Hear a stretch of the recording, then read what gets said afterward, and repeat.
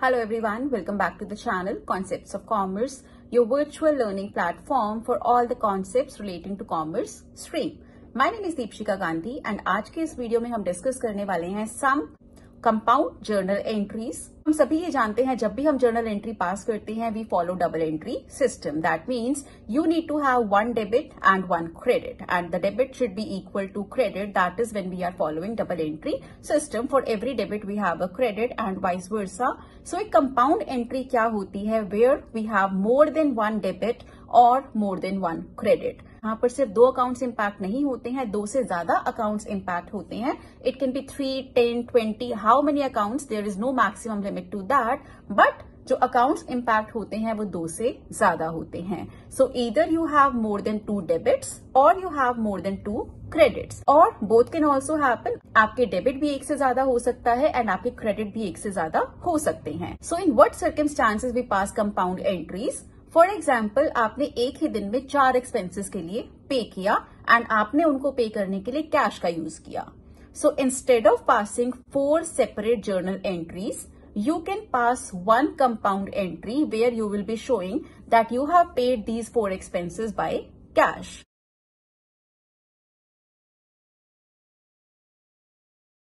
Other than that, बहुत बार ऐसा scenario होता है जहां पर आप 2 से ज्यादा अकाउंट्स के साथ डील कर रहे होते हैं. फॉर एग्जाम्पल, आपने परचेज किया बट आपने परचेज सेम डे पर 2 लोगों से किया. So you can have one entry for the purchases and you can credit both the people from where you are receiving the goods. Another circumstance can be, आपने sale किया, आपने जो पैसा receive करना था आपने आधा कैश में रिसीव किया, आधा बैंक में रिसीव किया. सो यहाँ पर भी आपके 3 अकाउंट्स इफेक्ट होंगे, सेल्स, कैश एंड बैंक, क्योंकि आपने कैश फॉर्म में भी पैसा लिया, चेक फॉर्म में और थ्रू बैंक भी आपने पैसा रिसीव किया एंड आपने सेल्स किया. So you have 3 accounts being impacted. बहुत बार ऐसा होता है when student face such compound entries, they get confused how to pass the entries. That is why I have made this video specially wherein I am including certain specific types of entries that students find difficult to solve during the exam. So we will be taking one entry at a time on the screen and I'll be showing you step by step how to pass the entry. Before I begin with the video, if you have not subscribed to the channel, do subscribe so that you'll be notified about the latest videos that I post and the MCQs that I keep on posting from time to time, because they will be very helpful for your quick revision of the basic concepts. Now let's begin with today's video.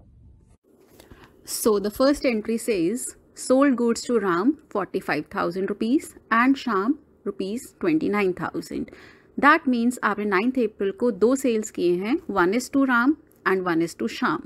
So instead of making 2 separate entries, we can pass one compound entry for the same, because entry जो है वो same तरह की है, आप sales कर रहे हैं but it is to different people. So we can make one compound entry instead of making 2 separate or simple journal entries.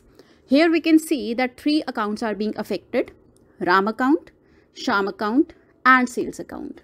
So Ram and Sham, जब आप सेल कर रहे हैं, they are the receiver. So according to personal account, the rule is debit the receiver. So you will be debiting Ram account with 45,000 rupees and Sham account with 29,000 rupees. Sales, because it is an income for the company, and according to nominal account, we have to credit all incomes and gains. So sales में total amount आएगा that the sale you are making on this particular day. That is 45,000 rupees plus 29,000 rupees equals to 74,000 rupees. So journal entry becomes Ram account debited 45,000 rupees, Sham account debited 29,000 rupees, to sales account 74,000 rupees. Second entry, on 12th April, it is given that you have paid for certain expenses, like you have paid wages, you have paid salaries, you have paid office expenses, and you have also paid for factory expenses. So instead of passing 4 journal entries, 4 simple journal entries for this transaction, we can pass one compound entry because all these expenses have been paid on one day, right? So all the expenses are going to be debited according to nominal account because we have to debit all the expenses. So यहाँ पर हमारे पास 4 expenses हैं जो आप करते हैं 12th April को: wages, salaries, office expenses and factory expenses. And since nothing is given, we are going to assume कि ये payment आपने cash से किया है. So cash is going out of the business and according to real account, we have to credit what goes out. So the journal entry becomes wages आपने कितने का दिया 9,000 का. So wages account debited 9,000 rupees. Salaries आपने दिया 28,000 का. सो salaries account debited 28,000 rupees. Office expenses 4,500. Factory expenses 2,800. To cash account. Total cash business से बाहर कितना गया है on 12th April? Total of all the expenses which is coming to 44,300 rupees. So the entry becomes wages account debited 9,000. salaries account debited 28,000. office expenses 4,500, factory expenses 2,800, to cash account 44,300. 13th April, purchase typewriter worth rupees 9,800. Half payment is made by cash and half by check.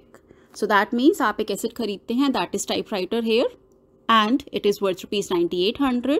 आधा payment आप cash से करते हैं, बाकी आधा payment आप check से करते हैं. सो जब भी पेमेंट चेक से होता है we use the term bank. So bank account हम लोग यूज करते हैं. Here we can see 3 accounts are being affected: typewriter, cash, bank. All 3 are assets and all 3 pertain to real account. So simple, the rule of real account is debit what comes in, credit what goes out. Here business के अंदर we are getting typewriter. So typewriter account debited 9,800 rupees because typewriter की value 9,800 है. To cash account 4,900 rupees because cash business से कितना बाहर जा रहा है 4,900. That is half of the worth of typewriter.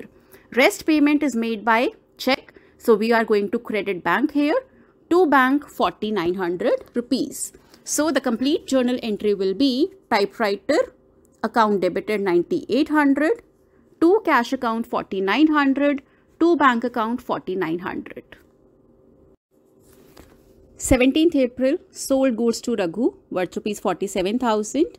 Part payment received immediately, that in cash. Remaining 50% is to be received in 30 days. That means आपने sale किया है, but partly ये एक कैश सेल है, partly ये एक क्रेडिट सेल है. So we can have 3 accounts here being affected: Raghu, cash and sales. Raghu क्यों? क्योंकि आपने पार्ट सेल क्रेडिट पर की है और जब भी सेल क्रेडिट पर होती है you need to write the name of the purchaser जिसको आप सेल कर रहे हैं. Cash account is being affected because we are receiving partly cash also. Cash भी हमारे business में आ रहा है. Sales account because we are making the sales. So here Raghu is from personal account and he is the receiver of goods. जब आप goods बेच रहे हैं he is receiving.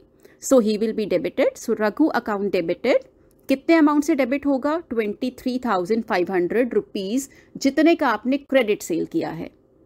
Cash account debited 23,500 because आपके business में cash कितना आ रहा है 23,500. टू सेल्स अकाउंट क्योंकि सेल्स आपने टोटल कितने का किया 47,000 का. That is why sales account will be credited by 47,000 rupees and sales is an income. That is why we are crediting sales account. 19th April, goods destroyed by fire worth rupees 4,800. उसमें से 1/4 amount is recovered by insurance जो आप पे करते थे, अभी उससे claim आपको मिल गया है. So the journal entry will be loss by fire. So सबसे पहले loss by fire is an expense according to nominal account will be debited. अब कितने अमाउंट से लॉस बाय फायर अफेक्ट होगा या फिर डेबिट किया जाएगा? दैट विल बी जो आपको एक्चुअल नुकसान हुआ है due to the fire. That is the money which is not recovered from the insurance premium. आपने 4,800 का नुकसान किया लेकिन उसमें से 1/4 आप रिसीव कर चुके हैं फ्रॉम द इंश्योरेंस. सो आपको एक्चुअल नुकसान होता है 3,600 रुपीज का.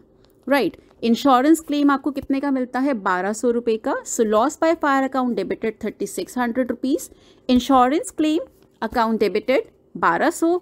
टू परचेजेस 4,800 रुपीज बिकॉज आपको अपने स्टॉक में से टोटल अमाउंट जितने के आपके गुड्स खराब हो गए हैं वो निकालना पड़ेगा. That is why we are crediting purchase account here to reduce our stock by 4800 rupees because 4800 की goods आप lose कर चुके हैं, लेकिन जो आपका actual नुकसान है वो सिर्फ 3600 का है because बाकी पैसा आप insurance claim से receive कर चुके हैं. So the complete entry is loss by fire 3600, insurance claim 1200, to purchases 4800. 21st April, goods given as charity 800 rupees, goods distributed as free samples 4200 rupees. और ये दोनों ही चीज़ें जब आप करते हैं they are expense for the business and according to nominal account because expense is a part of nominal account, we have to debit all the expenses. So charity account debited, कितने का आपने charity किया? 800 का. Free samples account debited, आपने free samples कितने के दिए? 4200 के.